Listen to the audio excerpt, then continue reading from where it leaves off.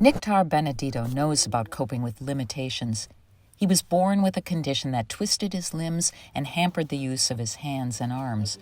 Undeterred, the Mozambican man taught himself to draw and paint with his feet to better express himself.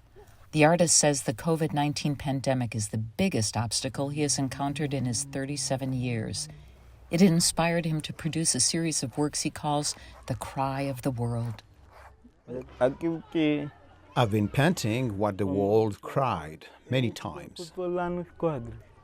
This series portrays women and girls for whom the COVID pandemic has been particularly hard. UNICEF has reported widespread increases in child marriage and cutbacks in girls' schooling, a concern also expressed by authorities in Mozambique's Manica province, where Benedito lives. His new works focus on females, some pregnant, all struggling. When COVID started, people in rural areas didn't understand what it was. These women carried everything and left the village because they thought COVID-19 was a spell. That's why they appear on their backs.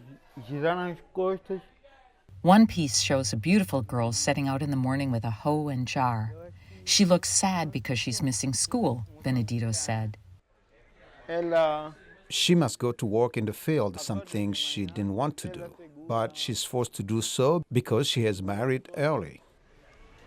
Pandemic restrictions have prevented Benedito from exhibiting his work beyond his modest home in Chimoio town. He said he has sold paintings to his friends, but also depends on a monthly government food basket to make ends meet. He's not complaining.